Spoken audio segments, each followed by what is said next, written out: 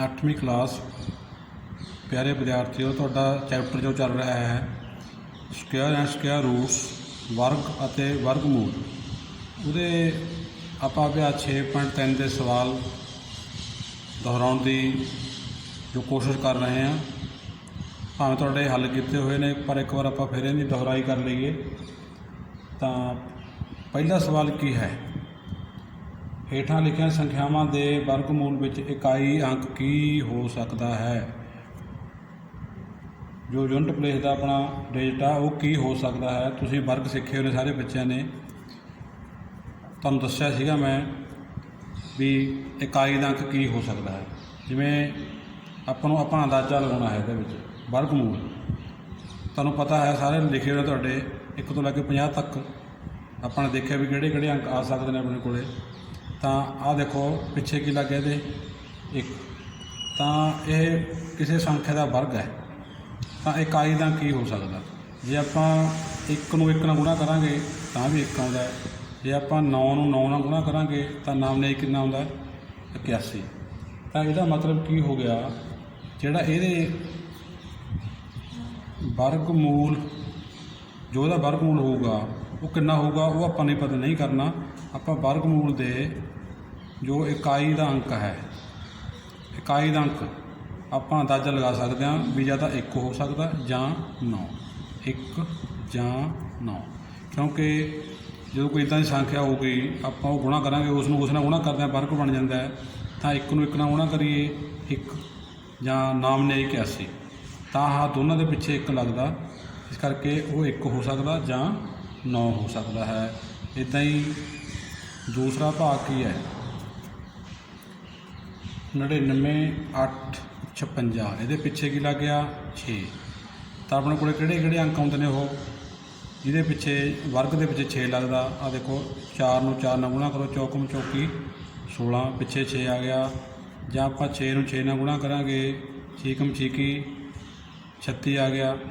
इन्हां दे पिछे जो कि आ वो 6 लगता।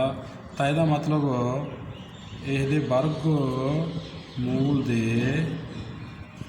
इकाई का अंक की हो सकता, 4 या 6।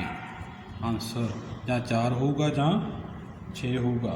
इस तरह ही तीसरा भाग है, वो पिछे की लग्या होया 1, तो वो तुहाडा आंसर यही है 1 या 9। अगे मैं चौथा भाग कर लग्या 6 5 7 6 6 6 0 2 5। संख्या कितनी भी चाहे वड्डी होवे, तो तुसीं पिछला अंक देख के अंदाज़ा लगा सकते हो कि इहदे वर्गमूल दे विच की होगा। देखो पिछे 5 आउंदा, तुहानूं पता है 5 गुणा 5 5 5 25। तो होर इदां दा कोई भी वो संख्या नहीं हैगी जे वर्ग दे आपां वर्ग करिए तो 25 आवे। तो पिछे ही 5 गुणा 5 5 5 25। तो अपने इकाई का अंक की होगा, इस दे वर्गमूल दे इकाई का अंक की होगा 5। इदा ये सवाल पहला सीगा। ते दूसरा सवाल है, बिना गणना किए वो संख्या दसो जो कि पूर्ण वर्ग नहीं हो सकती। पूर्ण वर्ग नहीं हो सकती तो दस्या सीगा। देखो जिहदे पिछे देखो 3 आ गया, 3 आ गया। आपको पता भी ये पूर्ण वर्ग नहीं हो सकती। ये पूर्ण वर्ग नहीं हो सकती क्यों? क्योंकि इकाई का अंक 3 है। क्योंकि किसी भी वर्ग के विच इकाई का अंक 3 नहीं हुंदा। इस तरह ही दूजा भाग है 257, पिछे की आ गया 7। यह आंसर भी ऊपर वाला ही है। ये पूर्ण वर्ग नहीं हो सकती क्योंकि इकाई का अंक कितना है जी, 7। ठीक है ना। तुम सोच रहे होंगे भी आप किवें आंसर दे रहे हैं, तुहाडे याद होगा सारा। एक बार मैं फिर लिख देना इत्थे 1 ਦਾ ਵਰਗ 1, 2 ਦਾ ਵਰਗ 4, 3 ਦਾ ਵਰਗ 9, 4 ਦਾ ਵਰਗ 16, 5 ਦਾ ਵਰਗ 25, 6 ਦਾ ਵਰਗ 36, 7 ਦਾ ਵਰਗ 49, 8 ਦਾ ਵਰਗ 64, 9 ਦਾ ਵਰਗ 81, 10 ਦਾ ਵਰਗ 100। ਇਸੇ ਤੁਸੀਂ ਅੱਗੇ ਲਿਖ ਸਕਦੇ ਹੋ। ਇਹ ਮੈਂ ਪਹਿਲੀਆਂ 10 ਸੰਖਿਆਵਾਂ ਦੇ ਵਰਗ ਲਿਖੇ ਨੇ, ਠੀਕ ਹੈ ਨਾ। ਤਾਂ ਆਪਣੇ ਜਦੋਂ ਵਰਗ ਕਰਦੇ ਹਾਂ ਤਾਂ ਇਕਾਈ ਦੀਆਂ ਕਿਹੜੇ ਕਿਹੜੇ ਆ ਰਹੇ ਨੇ, ਦੇਖੋ ਆਪਾਂ ਪਹਿਲੀ ਅਸਾਈਨਮੈਂਟ ਵਿੱਚ ਵੀ ਦੱਸਿਆ ਸੀਗਾ ਤੁਹਾਨੂੰ। ਦੇਖੋ 1, 4, 9, 6, 5, ਠੀਕ ਆ। ਫਿਰ ਦੇਖੋ ਅਗਰ 6, 9, 4, 1, 0 ਆਹ ਅੰਕ ਆ ਰਹੇ ਨੇ। ਤਾਂ ਕਿਹੜੇ ਕਿਹੜੇ ਅੰਕ ਨਹੀਂ ਆ ਰਹੇ, ਦੇਖੋ 1 ਆ ਗਿਆ, 2 ਨਹੀਂ ਆਇਆ। ਕਿਹੜੇ ਕਿਹੜੇ ਅੰਕ ਨਹੀਂ ਆਏਗੇ, ਦੇਖੋ 2, ਹਾਂਜੀ, ਹੋਰ ਕਿਹੜਾ ਨਹੀਂ ਆਇਆ, 3, 3 ਤੋਂ ਬਾਅਦ 4 ਆ ਗਿਆ, ਹਾਂਜੀ ਆ ਗਿਆ, 5 ਆ ਗਿਆ, ਇਹ ਆ ਗਿਆ ਜੀ, 6 ਵੀ ਆ ਗਿਆ, 7 ਨਹੀਂ ਆਇਆ, ਠੀਕ ਹੋ ਗਿਆ। 7 ਤੋਂ ਬਾਅਦ 8 ਆਇਆ, ਨਹੀਂ ਆਇਆ, ਠੀਕ ਹੋ ਗਿਆ। ਕਿਹੜੇ ਕਿਹੜੇ ਨਹੀਂ ਆਏ, 2, 3, 7 ਅਤੇ 8। ਇਹ ਕਿਸੇ ਵੀ ਪੂਰਨ ਵਰਗ ਦੇ ਇਕਾਈ ਦੇ ਅੰਕ ਨਹੀਂ ਹੈਗੇ, ਨੋ। ਇਸ ਕਰਕੇ ਜਿਹੜੇ ਸੰਖਿਆਵਾਂ ਦੇ ਪਿੱਛੇ ਇਹ ਅੰਕ ਆਉਣਗੇ ਤਾਂ ਤੁਸੀਂ ਦੇਖਦੇ ਹੀ ਇਹ ਆਂਸਰ ਦੇ ਸਕਦੇ ਹੋ ਕਿ ਇਹ ਪੂਰਨ ਵਰਗ ਨਹੀਂ ਹੋ ਸਕਦੀ। ਇਸ ਤਰ੍ਹਾਂ ਹੀ ਤੀਜਾ ਭਾਗ ਹੈ 408। ਤਾਂ ਹੁਣ ਤੁਸੀਂ ਇਹਦਾ ਜਵਾਬ ਆ ਜਿਹੜਾ ਆਪਣੇ ਆਪ ਦੇ ਦੋਗੇ, ਇਹਦਾ ਆਂਸਰ ਵੀ ਨਹੀਂ ਆਏਗਾ। ਤਾਂ ਉੱਪਰ ਤੁਸੀਂ ਲਿਖ ਦੇਣਾ ਸਾਰਾ ਕੁਝ ਜੋ ਮੈਂ ਲਿਖਿਆ, ਤਾਂ ਇਹਦਾ ਆਂਸਰ ਕੀ ਆਊਗਾ, ਨੋ। ਤਾਂ ਚੌਥਾ ਭਾਗ ਹੈ 441। ਪਿੱਛੇ ਕੀ ਆ ਗਿਆ ਜੀ, 1। ਤਾਂ ਇਹ ਹੋ ਸਕਦੀ ਆ, ਇੱਥੇ ਆਪਾਂ ਲਿਖ ਦਾਂਗੇ ਇਹ ਪੂਰਨ ਵਰਗ ਹੋ ਸਕਦੀ ਹੈ ਕਿਉਂਕਿ ਇਕਾਈ ਦਾ ਅੰਕ ਕੀ ਆ ਗਿਆ, 1। ਇਹ 10 ਵਾਲੇ ਆ ਯਾਦ ਰੱਖਣਾ, ਜਿਹਦੇ ਇਕਾਈ ਦਾ ਅੰਕ 2, 3, 7 ਜਾਂ 8 ਆਉਂਦਾ ਹੈ ਉਹ ਪੂਰਨ ਵਰਗ ਨਹੀਂ ਹੋ ਸਕਦੀ। ਤੇ ਅੱਗੇ ਤੀਸਰਾ ਸਵਾਲ, ਇਹਦੇ 2 ਭਾਗ ਨੇ। ਘਟਾਓ ਵਿਧੀ ਨਾਲ 100 ਅਤੇ 169 ਦਾ ਵਰਗਮੂਲ ਪਤਾ ਕਰੋ। ਘਟਾਓ ਵਿਧੀ ਨਾਲ ਉਹ ਕਿਵੇਂ ਕਰਨਾ, ਛੋਟੀਆਂ ਜਿਹੜੀਆਂ ਸੰਖਿਆਵਾਂ ਨੇ ਆਪਣੇ ਕੋਲੇ ਆਪਾਂ ਨੂੰ ਘਟਾਓ ਵਿਧੀ ਨਾਲ ਵੀ ਹੱਲ ਕਰ ਸਕਦੇ ਹਾਂ। ਤੁਹਾਨੂੰ ਅੱਗੇ ਵੀ ਦੱਸਿਆ ਸੀਗਾ ਵੀ ਕੋਈ ਵੀ ਜਿਹੜਾ ਵਰਗ ਹੈ ਉਹ ਟਾਂਕ ਸੰਖਿਆਵਾਂ ਦਾ ਜੋੜ ਹੀ ਹੁੰਦਾ, ਪਹਿਲੀਆਂ ਟਾਂਕ ਸੰਖਿਆਵਾਂ ਦਾ। ਟਾਂਕ ਸੰਖਿਆਵਾਂ ਤੁਸੀਂ ਜਾਣਦੇ ਹੋ, ਤੁਸੀਂ ਕੀ ਕਰਨਾ, ਘਟਾਓ ਕੀ ਕਰਨਾ ਹੈ, ਪਹਿਲੀ ਇਹ 'ਚੋਂ ਤੁਸੀਂ ਘਟਾਉਣੀ ਹੈ ਟਾਂਕ ਸੰਖਿਆ। ਤਾਂ ਕਿੰਨਾ ਆ ਗਿਆ ਜੀ, ਇਹ 99। ਜੋ 99 ਆ ਗਿਆ, ਇਸ ਤੋਂ ਵਿੱਚੋਂ ਅਗਲੀ ਟਾਂਕ ਸੰਖਿਆ ਕੀ ਘਟਾਤਾ ਜੀ, 3। ਤਾਂ ਕਿੰਨਾ ਆ ਗਿਆ ਜੀ, 96। ਫਿਰ 96 ਲਿਖ ਲਿਆ, ਅਗਲੀ ਟਾਂਕ ਸੰਖਿਆ ਕੀ ਘਟਾਈ, 5। ਕਿੰਨਾ ਆ ਗਿਆ ਜੀ, 91। 91 ਦੇ ਵਿੱਚੋਂ ਅਗਲੀ ਟਾਂਕ ਸੰਖਿਆ ਕੌਣ ਹੈ, ਆਪਾਂ ਟਾਂਕ ਸੰਖਿਆ ਵਧੀ ਜਾਣਾ। ਦੇਖੋ 1, 3, 5, 7। ਤਾਂ ਕਿੰਨਾ ਆ ਗਿਆ, 11, 7 ਕੱਢੀਏ 4, 84 ਆ ਗਿਆ।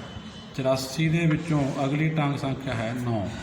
9 ਘਟਾਵਾਂਗੇ ਆਪਾਂ, 14 'ਚੋਂ 9 ਕੱਢੀਏ 5, ਰਹਿ ਗਏ 7। ਕਿੰਨਾ ਆ ਗਿਆ ਜੀ, 75। ਠੀਕ ਹੋ ਗਿਆ।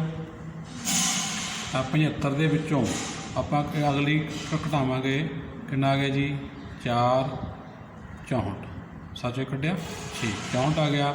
ਅਤੇ 64 ਦੇ ਵਿੱਚੋਂ ਆਪਾਂ ਅਗਲੀ ਟਾਂਕ ਸੰਖਿਆ ਘਟਾਵਾਂਗੇ 13, 1, 5, 51 ਆ ਗਿਆ। ਤਾਂ 51 ਦੇ ਵਿੱਚੋਂ ਅਗਲੀ ਟਾਂਕ ਸੰਖਿਆ ਆਪਾਂ ਘਟਾਵਾਂਗੇ ਕੌਣ, 15। 11 'ਚ 5 ਕੱਢੇ 6, 4 'ਚੋਂ ਕੱਢਿਆ 3, 36 ਆ ਗਿਆ ਜੀ। 36 ਚੋਂ ਅਗਲੀ ਟਾਂਕ ਸੰਖਿਆ ਘਟਾਵਾਂਗੇ 17।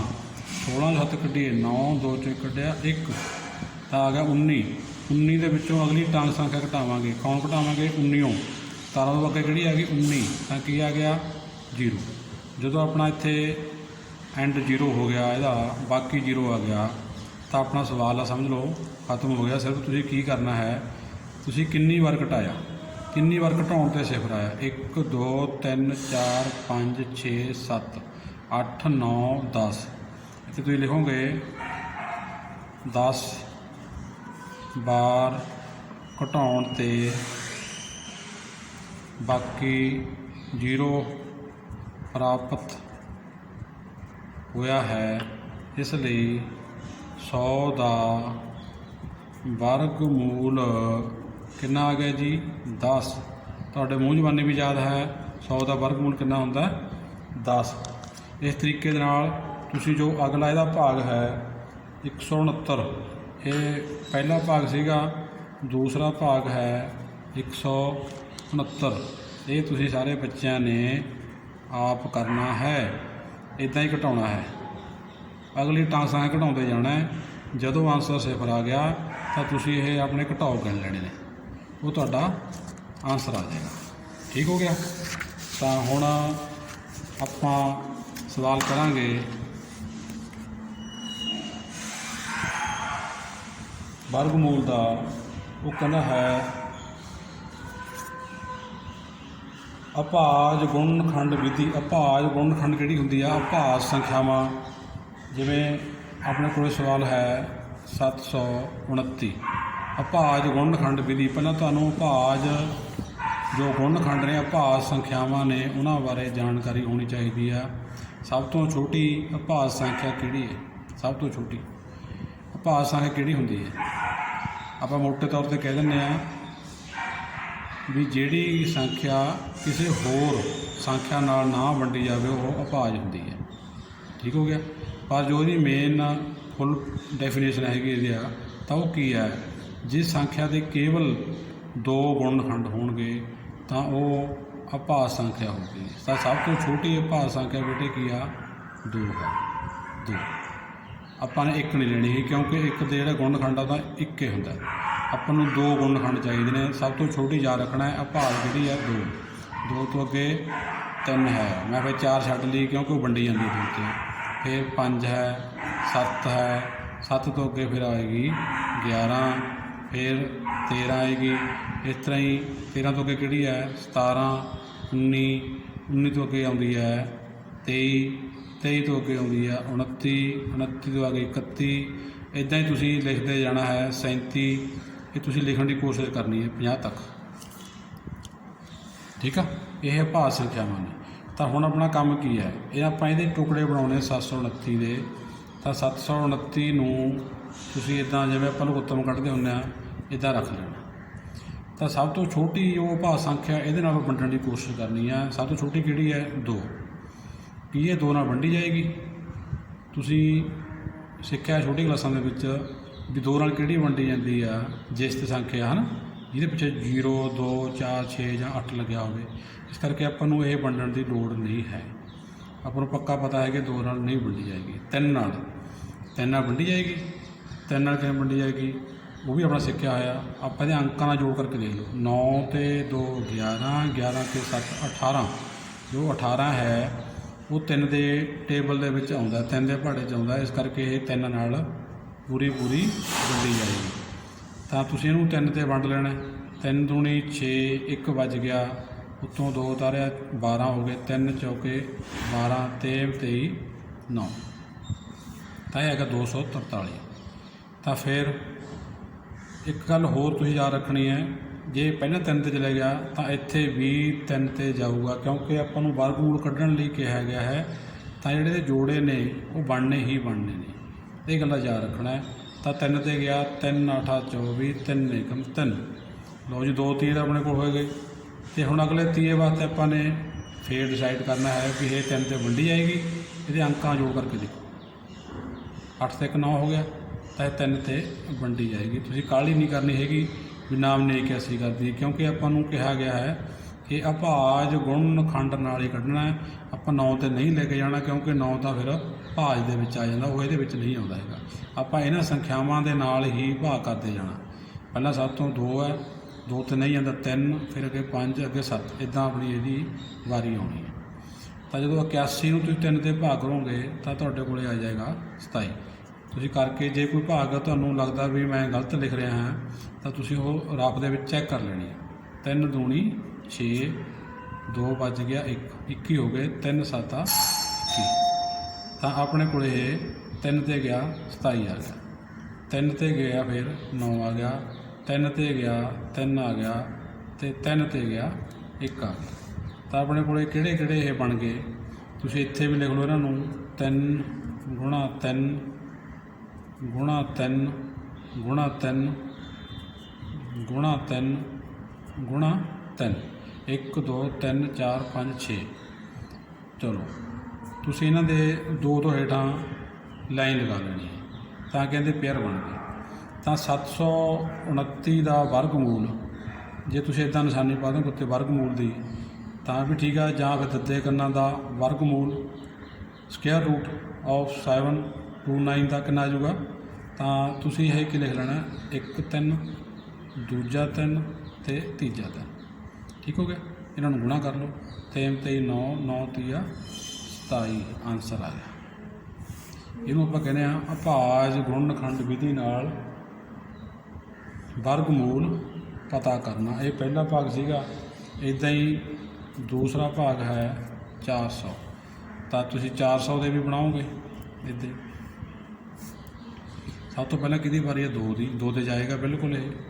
ਤਾਂ 2 'ਤੇ ਜਾ ਕੇ ਕਿੰਨਾ ਆ ਗਿਆ ਇਹ 200। ਇਹ 2 'ਤੇ ਗਿਆ 100। ਇਹ 2 'ਤੇ ਗਿਆ 50। ਬਹੁਤ ਸੌਖੀ ਭਾਗ ਹੈ ਇਹ। 2 'ਤੇ ਗਿਆ 25 25। ਫਿਰ 25 ਕਾਹਦੇ ਜਾਏਗਾ 3 'ਤੇ ਜਾਊਗਾ ਨਹੀਂ ਜਾਂਦਾ। ਤਾਂ ਕਿੰਨੇ 'ਤੇ ਜਾਏਗਾ 5 'ਤੇ। 5 'ਤੇ ਡਿਵਾਈਡ ਹੋ ਜਾਏਗਾ 5 5 25। 5 'ਤੇ ਗਿਆ 1। ਸੋ ਆਪਣੇ ਕੋਲ ਇਹ ਕੀ ਆ ਗਿਆ। ਤੁਸੀਂ ਇੱਥੇ ਵੀ ਲਿਖ ਸਕਦੇ ਹੋ। ਆ ਦੇਖੋ ਇੱਦਾਂ ਤੁਸੀਂ ਪੇਅਰ ਇੱਥੇ ਬਣਾ ਸਕਦੇ ਇਹਦੇ।